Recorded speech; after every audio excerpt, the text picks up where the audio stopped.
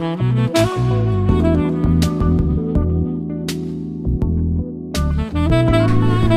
to the show. Once again, we are highly honored and privileged today to have in our midst one of the greatest defenders, one of the greatest utility players to come out of South African football, one of the legends, a true legend, and apart from that, also a gentleman, one of the most humble, hardworking, and highly honored people in South Africa. We have in our midst today Mr. Mike Ntombela. Nanana, take me home. Welcome to the show, Mr. Ntombela. Thank you very much. Good afternoon to the viewers. Mr. Ntombela, thank you so much for allowing us into your space, into your house, and into for allowing us to have this interview with you. This is a platform where we go back into history, to look at the forgotten legends, legends from the 70s and 80s.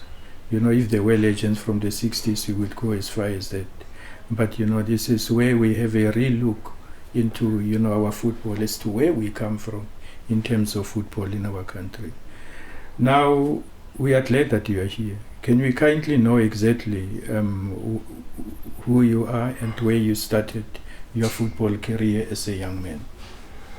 Yeah, my name is Mike Ntombela, with various nicknames depending as to where I was, because as I was born and brought up in Sundowns, Soweto, South Africa. In Sundowns, when I started playing for a club called Sundowns Gunners, Amavarara, there I was known as Chipa Mambosh, after the legendary Percy Chipa Mloyi, the father of another legend, Tebogo Mloyi. So that was my nickname at that time. But when I moved to Wits, and then the various name came up, Fly, but when I went to Sundowns, I was known as Nana Take Me Home. But when I was at school, I was told I was spoken as Master Brew. Yeah, that's a mouthful. Many nicknames, and I think maybe I am one of the guilty parties for giving you the name Nanana. Take me home. Yeah. Okay. Now let's start at Sundowns Gunners. You say that's where it all started for you. Yeah. Tell us about life at Sundowns Gunners. Sundowns is a township in Soweto, towards the end of Soweto, next to Shawela, Piri, Mapetla, Dlamini, Rockville.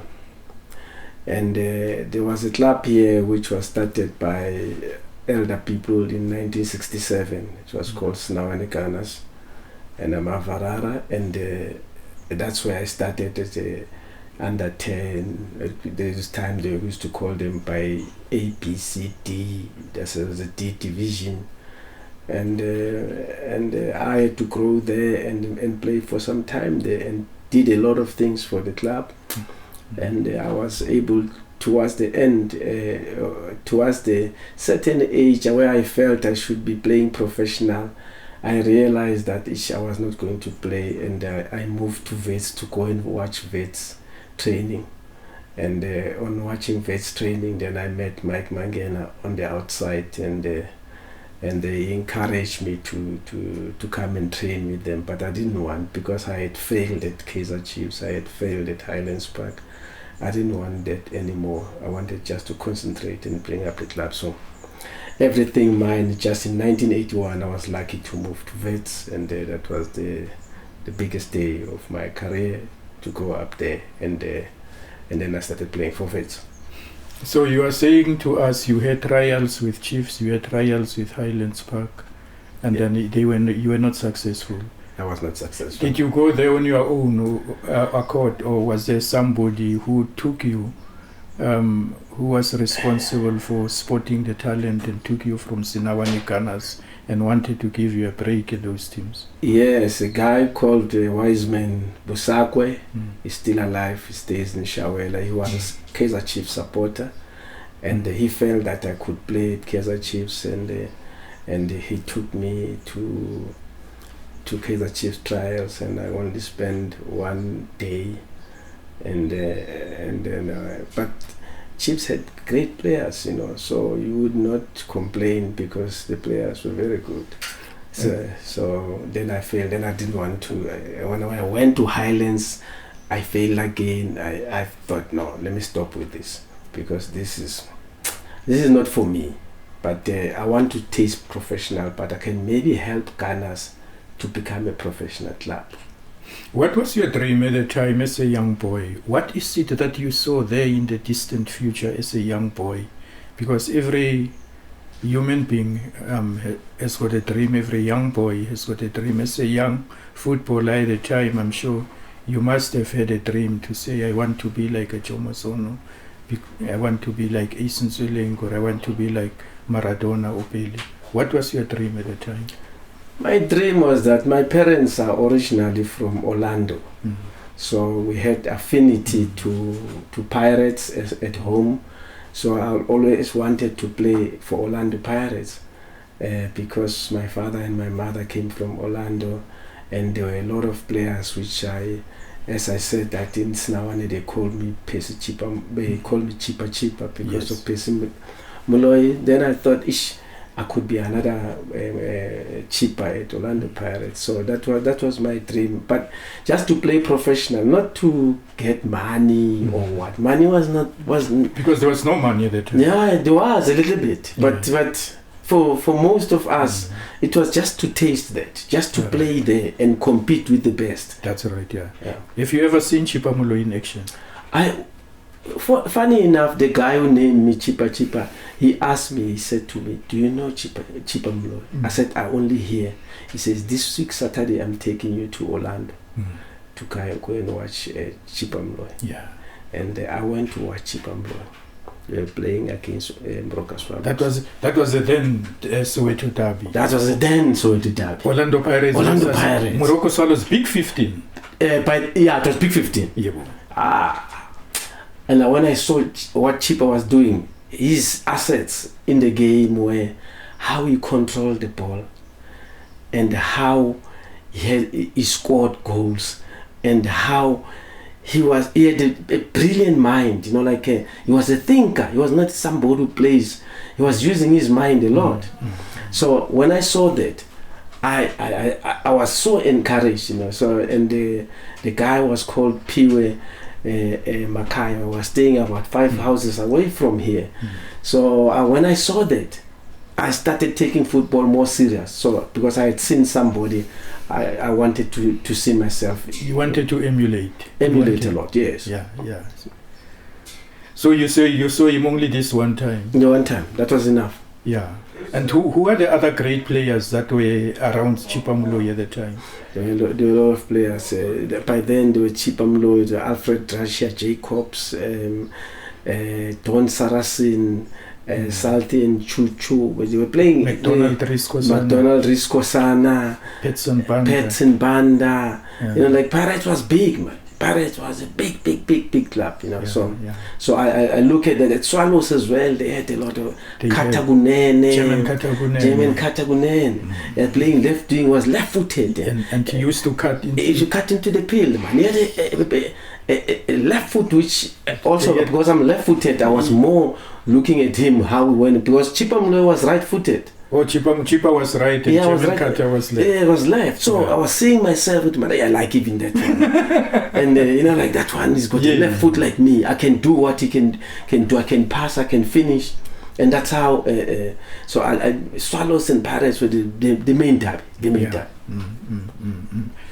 Now and then so now after those trials, and then you got so motivated. Yeah. And your desire, that burning desire to become a footballer was really fueled. Yeah, really fueled, and after seeing that game and all the time, I came back to play for Gunners, and I was getting promoted each and every division. I was key to Snawane Gunners, very, very key. So, and then when the people were starting to think I must go and play professional. The people in the past, they used to not to gain money like an agent, they make money, but the people were just used to refer you to other clubs where they think we can have a chance of low, and that's when I went to Kaizer Chiefs, and then after that I went. He never threw in the towel. He took me to Highlands Park until I said to him, no, now after this one, just leave. By then at Highlands there was Jerry Sadike, Jerry Sadike, Martin Cohen, Des Bacchus. You know, when you look at that team, you say, wow, this is a team. And when you fail the trials, you don't get disappointed, because you say, man, these guys are good. To me, to break in is going to be very difficult. It just set you back a little bit, but it did not really dampen your spirit. No, it didn't. Now, Chipa Moloi being your icon and your idol, was there nobody who could link you up with him, just so that you can meet this great man and, you know, just shake his hand so that he can give you a pat on the back and say, my boy, come on, you will be like me one day? You know, in the past, supporters used to go inside the field when a goal is scored. Yes. So even at Jabavu Stadium by then, when they were playing, and people, and because he played also for Rockville Hungry Lions. Chipamlo. Yes, Chipamlo played for Hungry Lions when he was not playing for Pirates. I don't know how they used to be able to do that. To maneuver. To come back and play for this club on a Sunday or in a friendly game and all that. Which is not a bad thing. Very brilliant thing. It's so brilliant. Rockville is not far from us here. Yeah. So I went there, and I would wait for him to Rockville Hungry must score a goal first. I don't care who scored. I just go inside to go and touch that guy. To go and touch, because the guy is inside the field. As long as he's there. I don't care who scored. They just go in. You will grab the opportunity to go to and say, what? Hey man, and then I come back there. I can't sleep. I can't wish to wash my hand. Because I said I met him. I go to that guy.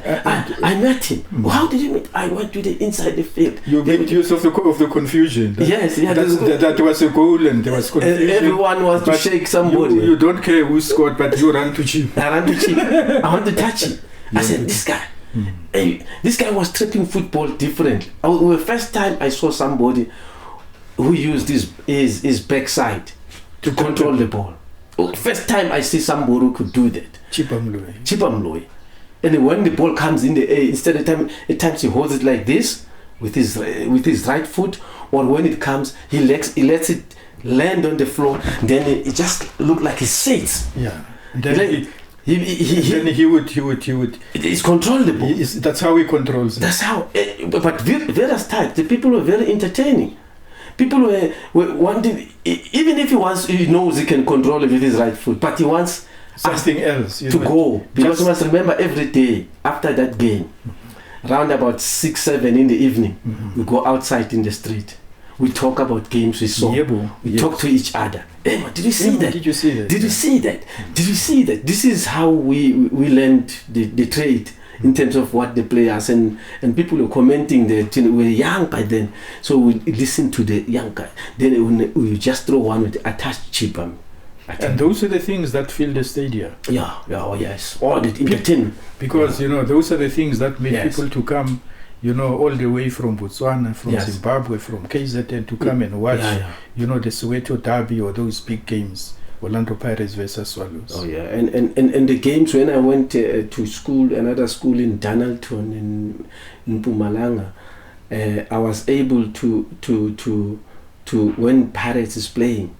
On radio was big by then. You were there, and you were the people. Thank you. Yes. It was unbelievable. I mean, we didn't have. There was no TV. But you used to explain the game so that we could see it. It was when we were explaining, we knew what we were talking about. And Riskosane when radio was very big for us who didn't have TV, but there was no TV. No, there was no TV. There was no TV. So radio was key, and the radio with a fork with no aerial. With no aerial, and then you've got a fork there. Somebody puts a fork. Just so that the reception can be clearer. The reception can be so clearer. That you can listen to us. Oh yeah, I can listen to you. You know, like in the Nabo course. Nah, and the legend Elijah Masumbuga. Elijah Masumbuga. Yeah. Yes. Yeah. Yeah. No. Now. Yeah. You know you. You're also reminding me of a lot of things. But this interview is all about you. It's not about me. Yes, sir. Yes, sir. I'm getting carried away here now. Now you are so encouraged, and ultimately now, after many attempts, then you find yourself now going to Wits. Yeah. And you have all these pictures in mind. You have Chipamulo in mind, you know, and all these heroes. And you tell yourself that, you know, I want to make it. I will be like Chipa one day. And I remember, I went there to watch Wits training. I didn't go to Wits to go and look for trials. I was going to watch Wits training. So I knew that Mike Mangena was playing for Wits. So I said, no, I will ask Mike when he comes in, that whether can you take me back, because they used to train in the evening around about 6 o'clock. So I came there, I saw him, and I said, Mike, hey, is it Mambosh? Because he knew me, we used to play together. Yeah. So he knew me. Then he said, Mambosh, what do you want here? He said, no, I'm coming to watch the training. He said, can you take me? Can I wait for you until you finish training? Then I can go home with you. I said, no, sure, great.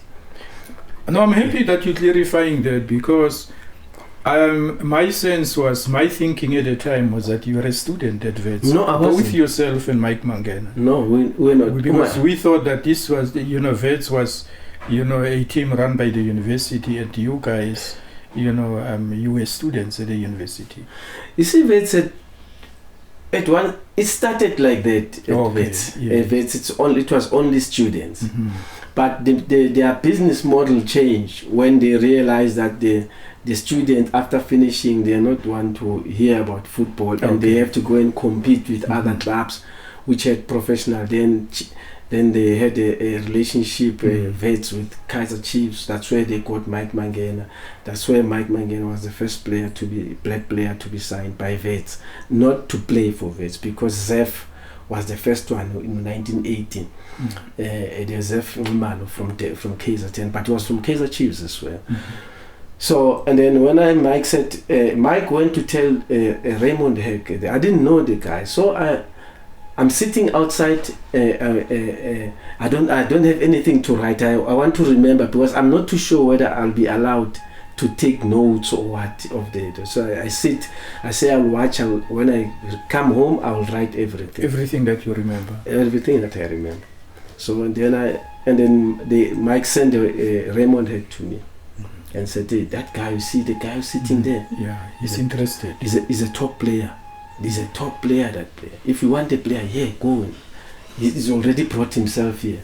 Raymond came to me and he said, hey, Mike Mangena tells me you're a soccer player. I said, no, he's lying that. Now, why were you reluctant to join Wits? Yeah, I was reluctant. Because why were you reluctant? I thought, when I go there, they'll tell me those stories again. Okay. I've heard those stories. The stories that you got from the previous teams that turned you down. Yes. So your confidence was a bit down. Mine was down. And Mike had more confidence about me than myself.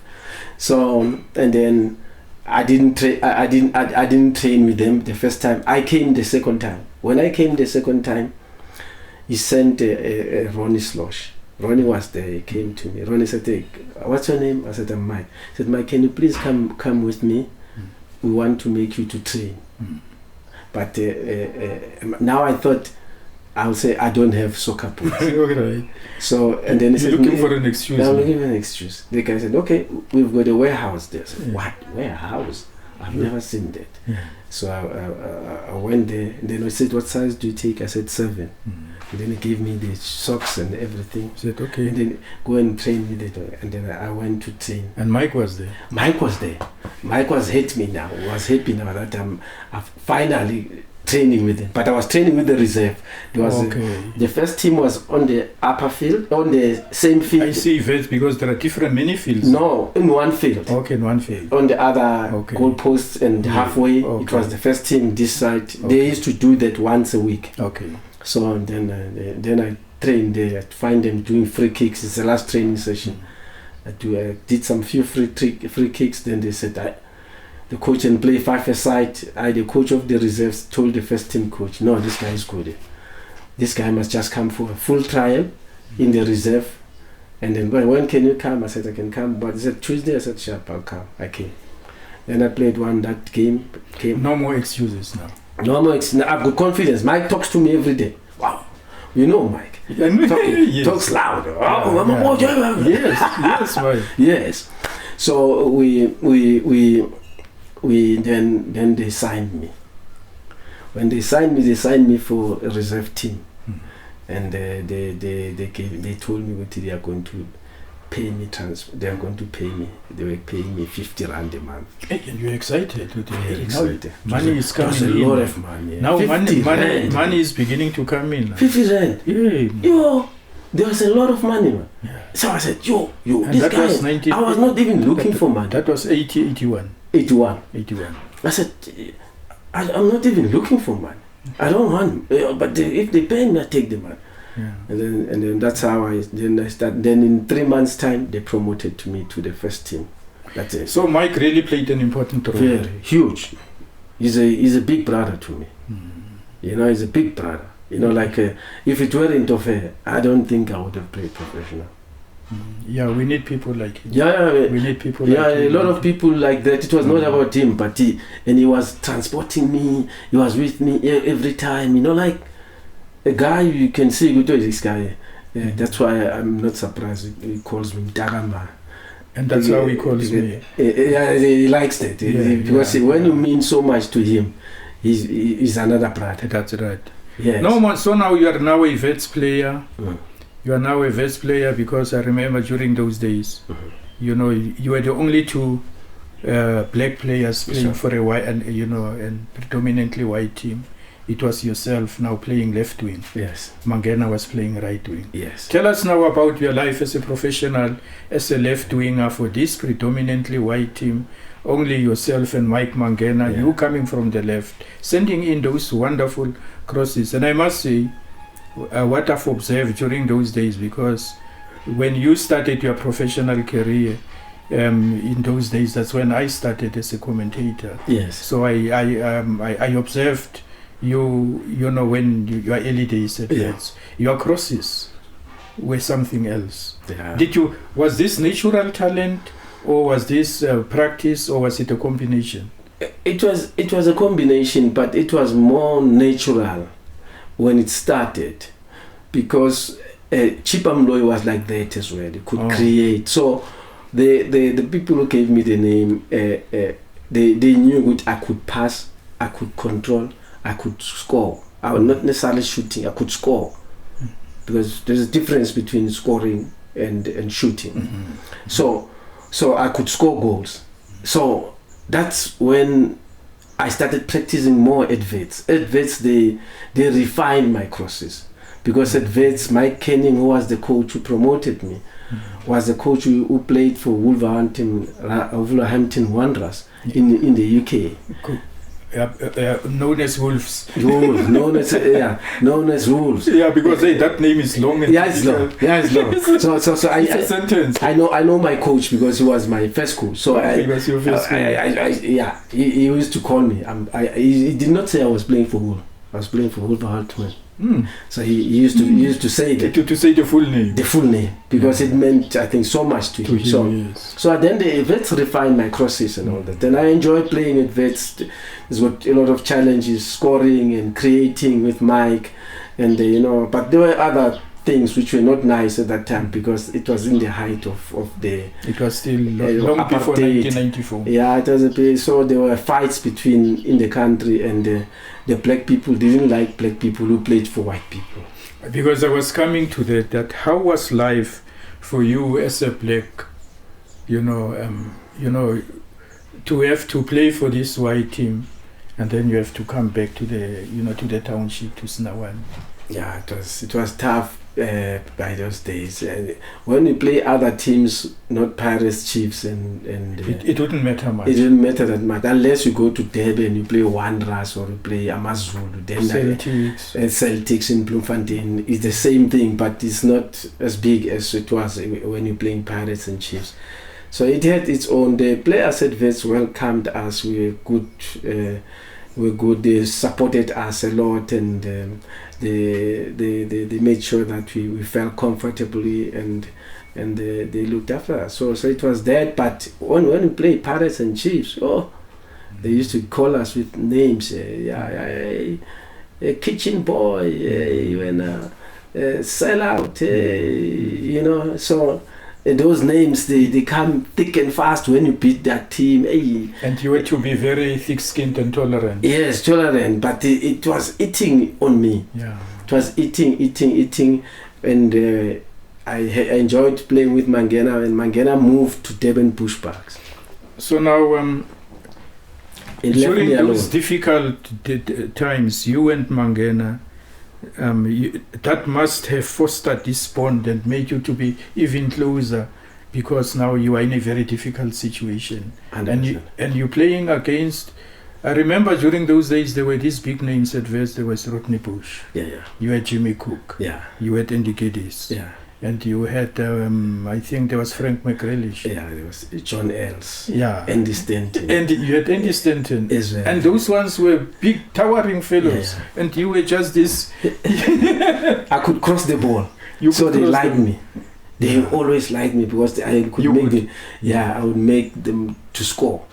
You would make them shine because you would send in the crosses from the left, and Mike would send them from the right. And that's what they wanted. That's what they wanted. And Mike Kenning used to tell me, at times I don't cross the ball. I said, I didn't see anyone in the box. He says, no, that's not your worry. Just put it in the box. If there's no one in the box, it's not your problem. It's not your problem. If there's no one who can head it, I'll look at the bench. If there is no one in the bench, I'll look in the grandstand who are not playing. So it's not your problem. Otherwise, I'm going to be hard on you if you don't cross the ball. You send in the crosses, whether there's somebody there or not. Or not, it doesn't matter. Send in the cross. Send in the cross. I'll get people who get into the end of that ball. So and you sent in. A lot. I must tell you, you sent in so many crosses. Yeah. No, great. You really enjoyed your time. Can you, before we move, before we get to the point where now Mike left you there, and he went to Durban Bushbucks and he left you all by yourself. During that period when Mike was still around, which were the memorable games that you would maybe recall? Yeah, when Mike was there, it was the 1984 BP Top 8, which we won against Moroka Swallows. Because that was the first one, but also there was a game where we played Moroka Swallows and Kaizer Chiefs in the 83 JPS. The JPS, and then although we lost the games, but I was enjoying it. He was like a big brother with me, because you must know, I was smaller, but he was. He used to make me feel very confident, very confident. He really helped you build your confidence and helped you settle down. Absolutely. And to set you on your path to greatness. I can't repay him for that.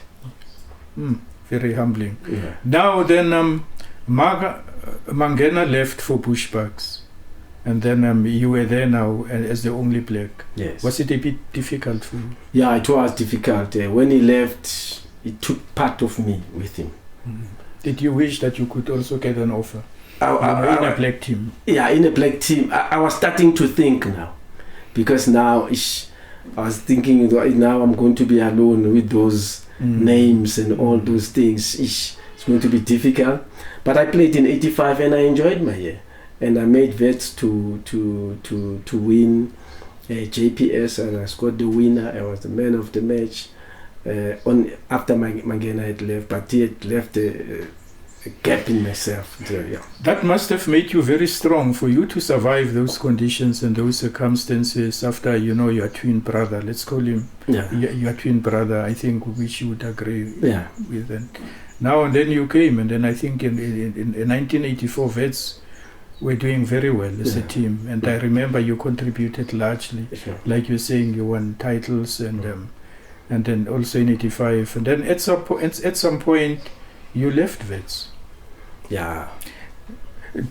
When you were still there with Mike, let you know the last question. When Mike was still around, was there ever a discussion that Mike, maybe we need to move to black teams, because yeah. And did you have those discussions? And also there was not enough money there. Oh, okay. This was not paying that well. Okay. So the bigger clubs and the black clubs were paying more because of the amount of supporters they have, because at that time it was more gate money, and plus the sponsors were starting to come in, and they were pouring a lot of money to predominantly black clubs, which as we started discussing. And when he was about to leave, for Durban pushbacks, he told me, "Hey man, I've got an offer, and they're giving me good offer. I'm moving to Durban." Did you ever maybe just indicate to him with, "Hi Mike man, why can't I move with you to Pushbacks?" Lawrence Ngubane, sorry, may his soul rest in peace. Did you have a mind, maybe in mind with, "Hey man, Lawrence, why nami ngangithathi?" No, I felt that I must do enough to end it. So that when he leaves, I must just be happy for him, and then work hard on myself, and be able to make sure that clubs come to me. Would you say that made you that made you stronger? Because more strong. You develop such a strong character to say to yourself, "I'm now on my own. Yes. My twin is not here. I have to be strong in order to survive." 100%. But because your performance showed that you were so much focused. Yeah, very focused. I like the game. You see, the game. I would always want to do anything for the game. The game has been... During those days, now you are professional. You are professional, and Chipa Moloi, I think at the time, did you ever make an attempt to get hold of Chipa Moloi, or to track him and say, "Chipa, I'm here now. What is it that I can do to improve my game?" Yeah, I did, but he had already retired. I think at some point he was in Botswana. Yeah, then he had retired, he was going to Botswana, but he was training a club, Rockville Hung Lion, most of the time. Oh, he came back, yeah. Yes, and then I would go there and speak to him as I was starting my professional. What a humble man. Really? What a humble man. And then he taught me the tricks. Told me, "Hey." How was it just to talk to him, to talk to your icon? Yeah, so big for myself. My for me it was humbling, and very educative. Anything you speak to him, he's such a wise man, and tells you about when you go into the box. These are the things you must look at. These are the things. This is where you must hit the ball. You must not hit it hard. Don't learn to hit the ball too hard. You must score a goal. You must know that. You must not just shoot. Score a goal. So that was for me. That was very key for me. That's how I used to score my goals. Did he teach you about humility? Because I see so much humility in you. I've never had the privilege to meet Chipa Moloi. Yeah. Did you get this humility from him? I think so, because he was very respectful. He didn't take me for granted. Who are you and what? He didn't look down upon you. No, he didn't. He just, I told him, "Mutima, I was named after you." And I was so happy when they were named. When you were playing at Wits, was this in your mind that I want to push my game to that level? Yes, absolutely. You were always having that as your target. Absolutely. I really wanted to. I wanted to play to one day score and be decisive in making a team to win. In a big club. But I was thinking, when I moved to a big club, I must be a complete product. I must be a complete product now, because there it's about results. There they don't have time for you to learn or what. They don't have. They've got too many big. They've got big supporters. The supporters they want to win all the time. Which was your target team, the big team that you wanted to go to? Because after Wits you went to Sundowns. No, I wanted to go to Pirates. Okay. My club was Pirates, but Sundowns approached me. Screamer Shabalala. And Screamer approached me in end of '85 when I finished. And then there was a guy who was a security, and the guy was a director there. At Sundowns. They came here at home. They came here. They came from Pretoria to Sundowns. Yeah, they came to look for cheaper. To look for me. and I started loving that these guys, they start the car in Pretoria, they come here. All the way on the M1. Those M1 were not, I don't think they were even there. It was, to come to Snawadi to look for look for Mike Ntombela. Yes. And you felt honored by that? Very honored. And that guy, until he passed on, there was a security guy called Joe Matimbe. Was a security, and the other one was Fishkekan.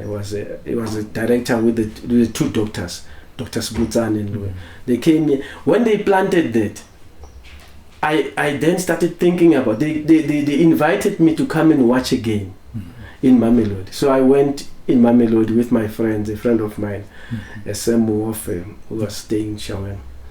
So Sam, I think I know him. Yes, Sam Muofe. So we drove to Mamelodi. I didn't have a car by then. So we went there, we watched the game. And that seat was there. And when I was moving from Sundowns, when Screamer came, I then started to think, I think Pirates are a little bit slow. Let me concentrate in this club, which wants me. Because I can make money if people want me. I must not give myself to people. Impose myself. Yes. So then he came here, Screamer, and he was not a coach at Sundowns by then. He was still a coach at Giant Blackpool. But he was friends to Zola. Zola Mahobe liked him, and he wanted him to look for players for him. Then he referred to because I used to meet Screamer in town. So that's when when they said they want to buy me, that's how I went to Sundowns, and they bought me in 1986, beginning of '86. Now you are at Sundowns and you arrive at Sundowns. Were you kind of relieved that you are now leaving Wits, that environment? Yes. You're moving to a so-called normal environment. Normal environment. A black team, supported by the majority of, you'll be among black people now.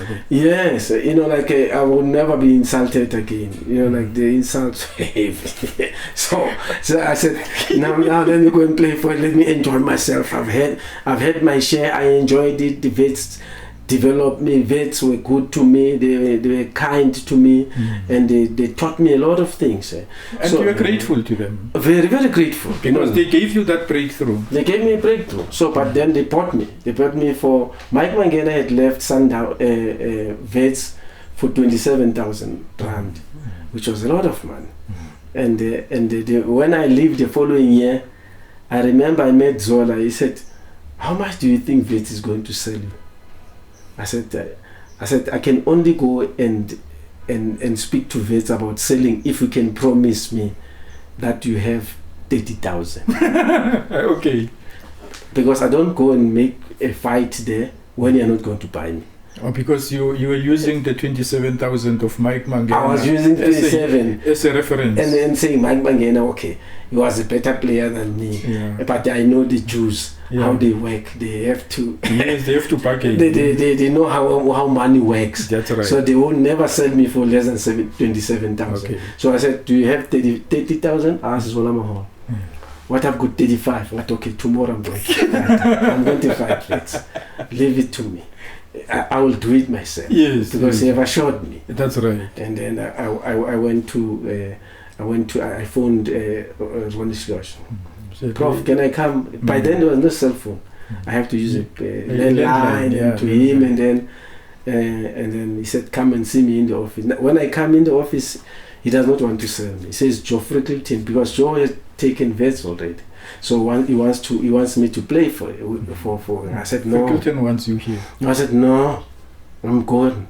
And I knew that Sundowns would buy me. And then when he said that, and I said, okay, as long as you give me my 10% of the selling fee, and then you can take your the rest. You can take your 27, like my girl. I want my 10%. Yeah. And then he said, okay, you've been good to us and what. Then that was wonderful. Yes. Good negotiations. It's always good not to burn bridges. Yeah, absolutely. It's always good in life, despite the challenges that were there, the insults, the verbal abuse from elsewhere, but they were good to you. Very good. And it was good to sign off on a good note. Absolutely. Now you are at Sundowns, you arrive at Sundowns. Who do you find at Sundowns now? You cannot even believe this. Mike Mangen. Mike Mangena is now back. He left Devon Bush Park. He's bought by Zolama Hobe as well. And we go together. We're starting to travel together again. And that must have been a very good thing. And then there was Pizzo as well. He was staying this side in Snawan as well. Yeah. So we were friends, me, him, and Mike. We go there, and then they brought other players. Yui Kambule, Mark Anderson. Briggs was already there. Briggs was there, and Lucky Mulife, Oshkosh. They brought Lucky Mulife, Mark Anderson, Iwi Kambule, Love Mochafunya. And when we come there, we become a big team. So, and I'm brought in as an attacking midfielder. I play a first year, 86. We play the mainstay, we win the mainstay, but which was supposed, Jomo Cosmos was a better team on the day when we beat them 1-0. It was an own goal by Gregory Cupido. When Cupido tried to pass the ball from the center line, from the center line, trying to give it to his goalkeeper. Yeah, sure. And his goalkeeper was out of position. Yeah, sure. Then then we won the game, and they dominated the game. They were better than us by far. But these things at times in football or in life in general, when they are meant to be coming to your way, they will come to you.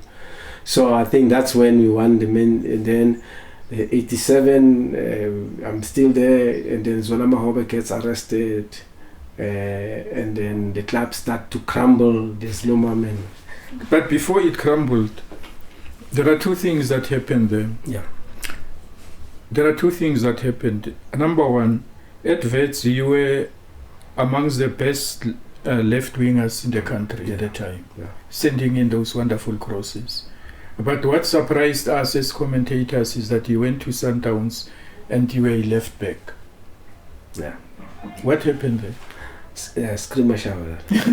Because then you're also going to tell us about the shoe shine and piano. Yes. Because I don't know whether I spoke to you, but I spoke to somebody at Sundowns. I think I spoke to you. To say, but Mark, tell me, what is this shoe shine and piano? Yeah.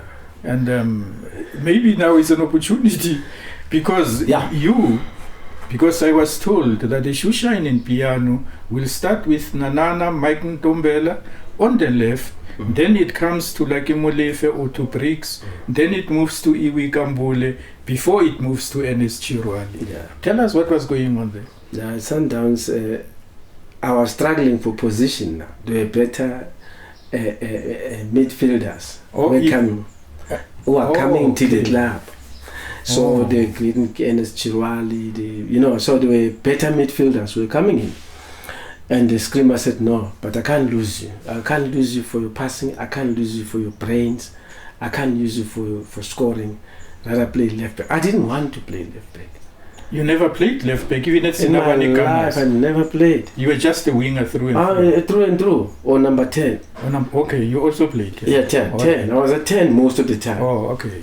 So, and then I said, okay. Then I tried to play the left back, and I was enjoying it. And in the time of piano and shoe shine, as you rightfully say, it's like when you are shining a shoe, it goes forward and backward and forward and backward. As you said, it will go from me to Oshkosh and Briggs Iwi Kambule. Then why are you? Then it goes in there. So Stan has learned this in Italy.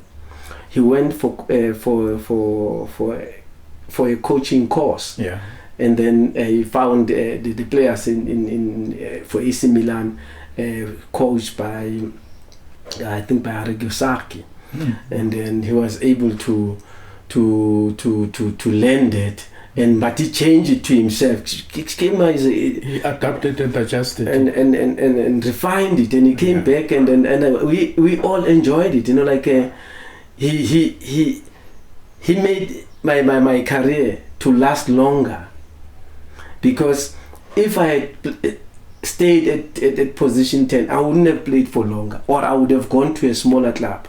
So playing a left back made me to be much better. And a lot of people know me as a left back.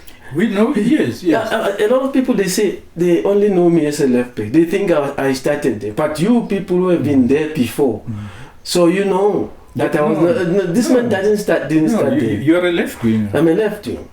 So I enjoyed it, and I owe this as well to Screamer.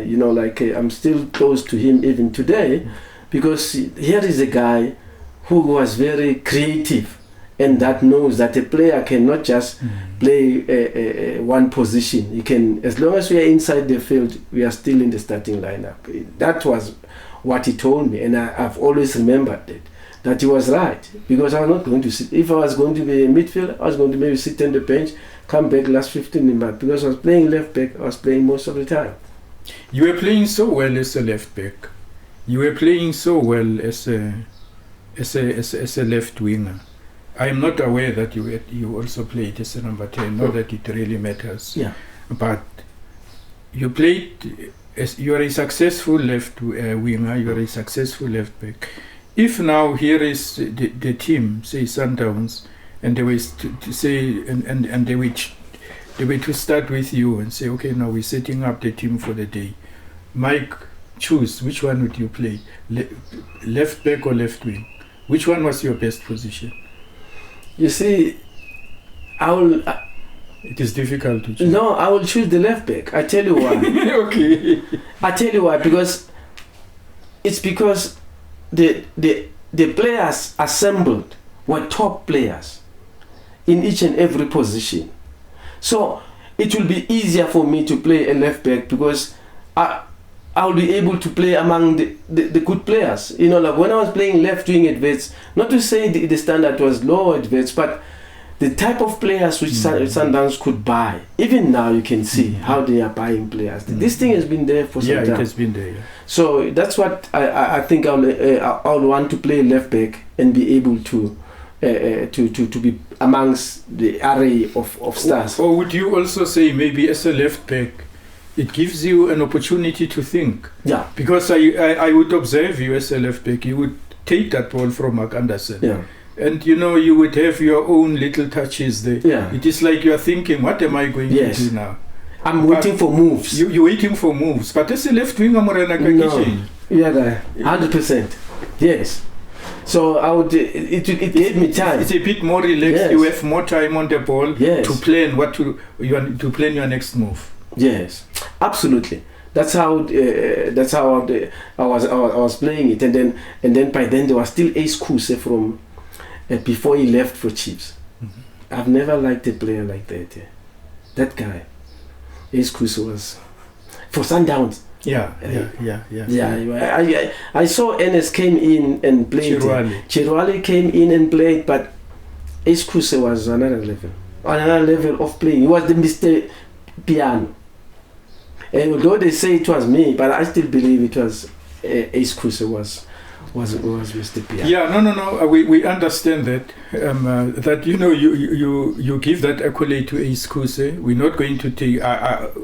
Ace Kuse played a very prominent role. You played a prominent role. You were all superstars. Yes. The Shushine and Piano group, at Sundowns, you were real superstars. And tell us about your successes then, as a team, the trophies that you won during those days, in the 80s, during the Shushine and Piano, where, Nanana would take the ball, go to so and so, and from there it would go forward. Love Mochafuna is waiting up front there. Bennett Masinga is there. Mambush. Yes, and Mambush as well. So the one which was in 1988, as we got into the groove of being a united team, we won a treble. We won a BP Top 8, we won a All Saints, and we won a league. And the following year, in 89, we didn't win anything. Then the following year, in 1990, we won a treble again. So and then in 1991, in 1992, I retired. I decided to hang because I had seen that Sundowns had left backs which have arrived, young players like Isaac Shai, when they were coming in, Joas Mahuleho, via Daniel Mambushumdao, Jonas Mabusela, like an array of like William Lukuling, young players, Dagi Murodi, and those were the players who were coming through into the club. Then I said, no, I'm now enough. Then I stopped playing in 92, and then I stayed for 4 years again as a technical person, as a coach, joint coach and what. And then I left Sundowns in 1996. After that, and I still support it today because of that. I grew up supporting Pirates, but because of the years I had spent at Sundowns and the joy I have, I decided to change. Although there is still some little black blood inside the system. Pirates, yeah, because there is a saying that once a pirate, always a pirate. Yeah. Once a pirate, I'm a changed now. Yeah? I'm a true and true Sundowns supporter. But I've just got a small blood of Pirates. Okay. Yeah. So the black and white Orlando Pirates thing is still there. Yeah, still there. It don't go away. I don't think it will go away. No, it doesn't. Yes, it doesn't. Yes. No, it doesn't. That's why I like Dr. Koza like this. I look a lot of things, the good things he does for football. Now, there is also this thing, Mike, that I've observed about your career. I can't remember, because it would seem our careers moved together. When you started at Sundowns, that's when I started at SABC. Okay. And then you say when you retired in 92, that's also the time when I also left broadcasting and went to medical school. But that's not important. Sure. My point here is, in that time when I observed you, I don't remember you getting a yellow card or a red card. Please help me out there. Am I wrong? I've never got a red card in all my career, but I did get some yellow cards in 1 year. I think they were normally at that time, if you were to get 4 yellow cards, you got suspended. So I only got 3 for 1 year, but no red card at all. But you in your entire career that lasted for almost 81 to 92, that's almost 11 years as a professional. Never. You say you never got a red card. Yeah. You got about 3 yellow cards. Yeah. Now that points to a great deal of discipline. Yeah, a great deal of discipline. Also, then becoming a captain, you must be exemplary as well. That the people must look at you. But this doesn't suggest that you didn't become upset with certain decisions by the referee. No, or yes. The opposition didn't make you angry. They did at times the decision, but I knew that I'm carrying a lot of people. Yeah. I must not lose. As a leader, you had to have this thing of disciplining yourself, more, to be emotionally intelligent and not to show on the outside what's going on, that you are angry. You had to calm the situation down. And also that you must talk to the referees the whole game on behalf of the players. If a player make a mistake, we say, hey, you're making a mistake, the ref is right, don't do that again. So I spend a lot of time talking to them to there's a good decision, ref. It's a good decision, even though it may be against us. So that talk with them. At times the ref, they don't get that from players. The players are too angry to tell the ref whatever if he feels, so that I can make sure that my players don't get those, but at times they used to get. But I did not. I had a lot of talk with referees. I still like refereeing. I make people to become referees in my community. Now, okay, talking about referees, as a captain and as a player, your relationship with referees, does it end on the field or even outside the field? Do you have a relationship with the referees? Do you hang out together for a cup of tea, a drink, nyana? So and then where you can call him to say, hey, but Mr. Ref, I should have got a penalty there, Mr. Ref. No, yeah, I'm like that. I network with the referees, and also when I worked for Adidas, I went to join Adidas. When I joined Adidas, I was supposed to look after referees. So I spent a lot of time with them there after I even stopped playing, and I still have them as my friends even today because of the relationship we had inside the field. That they have to do a job and we have got to do a job, but we must respect each other. So even to my players, I would be able to tell them, we have to leave the ref alone. He's going to make decisions which we don't like at times, but leave him alone. Is there any referee who at some point who came to you and apologized and said to you, Mike, I think that decision, it was wrong. I should have done ABC, but I apologize to you. You know, a lot of referees used to talk to Eric Ken, Stanley Hart, Ian McLeod. Those were close to me. They used to say, yeah, I got it wrong there. They used to, they are human. Because they are human, and they would talk to me, and so that I could tell them in the field, but ref, I think you got it wrong there. I'm not fighting him. I'm just telling him. At times he won't respond, but I could see the look. That he agrees. He agrees. But he just doesn't want to admit now. He just doesn't want to admit now. Then I get away from him. Then I praise him for something else. He must not look at me. Oh, so in the same game. In the same game. You correct him. Yeah. And you praise him when he does something. Yeah. Now, did that enhance your good relationship Very much with so. referees? Very much so. You know, like I used to spend time with them. You know, like the referees when I joined Adidas, it was never done. I used to go to when they are going to do the final testing for I'll spend the whole day and tell them what am I going to give them and why I make them this and that. International does this. So I used to, because of that relationship, even now I still have a lot of relationship with referees because they are very important. Those are the three people who we see on TV. Is the referee, is the opposition, and the team which is playing. The two teams plus the referees. Those are the most important people in the game. They are not more than supporters, because supporters are the lifeblood. They're the lifeblood. But these guys must make sure that the supporters go home in a way that even if they've lost, they don't look at the ref as the main person who has made the decision to be against them. Mike, this is such a wonderful discussion, and unfortunately of time now we are left with about 2 or 3 minutes. You know, it is like, you know, this could be a lecture, you know. And now, in conclusion, as you're going towards the end of this discussion, what would you say to the current players today, number one, in terms of good behavior? You know, look, you know, at your age you have retired, and you know, you're looking as good as a person who's still playing football today. In terms of longevity, what is it that they can do in order, how can they look after themselves better, number one? And number two, what is it that can be done, you know, to, I know I'm expecting now too much from you. I'm asking you too many questions that you must answer in 3 or 4 minutes. No, sure. Good behavior, and also for them to have a good relationship with the referees. Yeah, fortunately, I've written a book.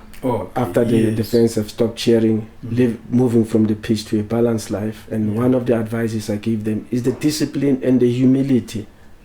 The discipline and the humility is very key for them, particularly if you are going to play against in a field, because the referee must. If you are humble and you are disciplined, the referee will will overlook some of the things. He'll pick that up. Yeah, he'll pick it up, and then he'll look after it. It's very important for you to be like that inside the field.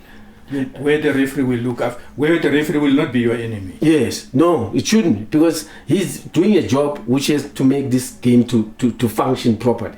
That's the job. That is his job, and you are supposed to make sure that you entertain and make supporters go home happy. That's why a person is inside a field, because the game is about the working class. The working class are people who are not earning a lot of money, but they want to go home happy. And you, if you are passionate about the game and you play the game with passion, you make the supporters go home happy. You touched on your book. In conclusion, can you tell us briefly about your book? Oh yes, my book is self-published, and I like that. And it's a book which wants to educate the present players, and the present players as to how they can live a life where they save money, they are able not to die as paupers, and they are able to make an impression in their communities. Like I have moved to my club, which I started playing for. I'm the chairman of this club for about 23 years now, and I'm making sure that I'm producing the players, and the players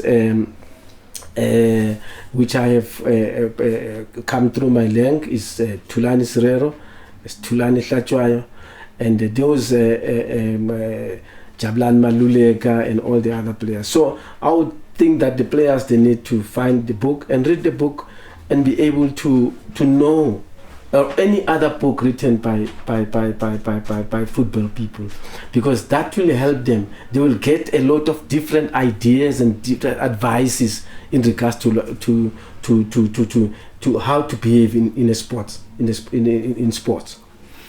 That then, and in conclusion, thank you so much, Mr. Ntombela, Mike Ntombela. This is your book, and I'm sure it has been captured now.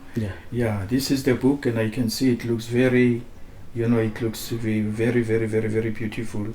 And so now, thank you so much for allowing us into your space, and we take this opportunity on behalf of myself, Ronnie Masilela, and my team, Lebu and Ernest and Linda, who's not here, to really thank you, for your humility, to thank you for your respect, and thank you for your contribution to South African football, and also thank you for being, a very good example to up-and-coming players, and thank you for this discussion, and we hope and trust that people will learn from this, and this is a platform where we want to look at lessons from yesterday, to improve today for a better tomorrow. And we are saying to you, thank you so much for coming, and thank you so much for allowing us, and we wish you well, number one, with the book. We wish you well with this book, and we say, and also we wish you well in your career. You say you're now training youngsters. Yes. And I think these youngsters are very fortunate to have a trainer like you. And we also wish you well in your family life. And we are saying on that note, we really appreciate you and applaud you as one of the legends of South African football. Thank you very much to be able to capture this content and be able to spread it around, so that every content must be shared. It's important for people. It's not to write a book to make money. It must be, the content must be great, so that the people can learn and have better people in the future. Thank you so much. That then brings us to the end of the program today. We are saying this is our program, Sports Talk with Ronnie Masilela. We say please like, share, comment and join. May God bless you all. Until the next time, thank you. Thank you. Thank you. Thank you. Thank you. Thank you. Thank you. Thank you. Thank you. Thank you. Thank you.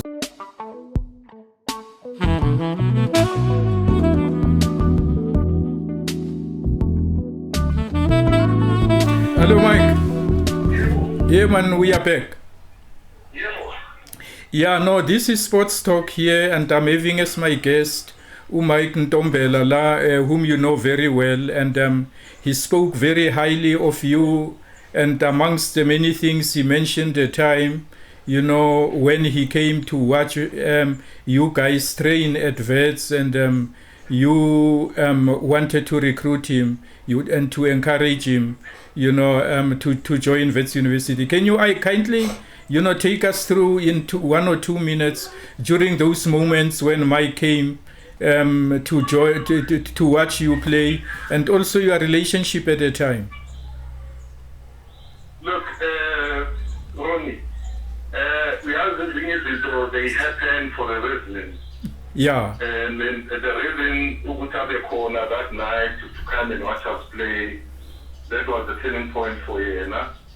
And we hooked up, and there was no turning back ever since. What a great guy, what a friend. He was a brother to me, not just a friend, Ngazu Mama, Ngazu the whole family that I'm like, I've been there through and through. I mean, during the dark days, the apartheid, where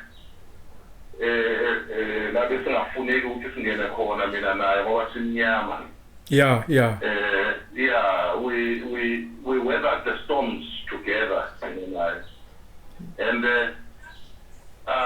Nkulunkulu unendlela yokuyenza izinto zakhe, and uMike, abaningi bathi man ningama-twins, and it's so true, because the current is so early, ngisho noma sesingekho grounded, we'll still spend time together outside events. So I'm so grateful ukuthi our part yempilo yakhe, part yecareer yakhe, and he has never disappointed, and then look at the size of Mike, and check the position that he played. Yeah, the stereotype then was that defenders they have to be big. But to Mike, why it's squash I don't get into there. He proved that you can play any position as long as you understand your roles and responsibilities as a left back. He was outstanding at that position. Mike, thank you so much for that, because you have spoken so highly of Mike, and you have said something like you guys were twins, and I've also said it during the course of the interview that you guys were twins because eventually you were the only two black players playing for Wits, one on the left and one on the right. But the important thing here is what Mike said about you is exactly what you are saying about him. You are saying Mike is a very great guy, and he's talking about the intense friendship that you had with him, and that he never disappointed, and this is what exactly he said about you, and this is incredible, Mike. And just to add to that, I'm having his book here in front of me, and I'm having on page 212, 213, which is the part written by you in this book, about him, and where you are, the subheading says, Mike Ntombela, my savior, my friend. Yeah, that's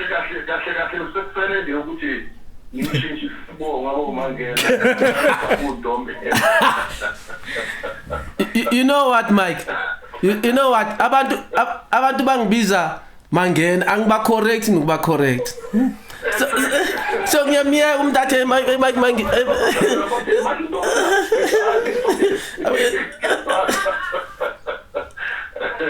Yeah. No, man, you know, Ronnie. Yes. We've raised abantwana bethu to be the responsible citizens of the country. I must say, I'm so grateful, man. And ngibonga nje isikhathi ngibonga isikhathi ngisespele la. You understand? We have izinto. You can't turn the clock back and say, hey, yazini, ngathi singabuyela bokhonela bengalibuyisele emva ngithi I must buyele futhi mambosh. And I'm sure besingeke ayikho into bengizoyishintsha. Yeah. Mina, you know, kuye towards yena ayikho into engayishintsha bengizomtreata exactly like a brother like this from day one sihlangana. Yeah, Mike Ndota, siyabonga kakhulu. You know, before we conclude, Mike, can you say goodbye to your friend? And what would you like to say to encourage your friend? You are big in my heart. You are very big. You are big in my heart, man. Very big, man. Very big in my heart, man. Thank you, man. Yeah, may I, in conclusion, Mike, may I say during my days... No, don't worry. There's no camera here to capture the moment. But I learned to any kulumayo when I know Mike. Learned to kunya Mike, no Mike, the twins. Uguti it close. I observed this thing when I was a commentator. I would see how you guys would celebrate if one of you had scored a goal. You know, and this friendship, may it be so that God will strengthen it. Idlulele naguma families enu. Ngithike, may God take you from one level to the other, and may this bond, may there be never anything that will break this bond between you and your families. May they emulate this thing and may it go forward.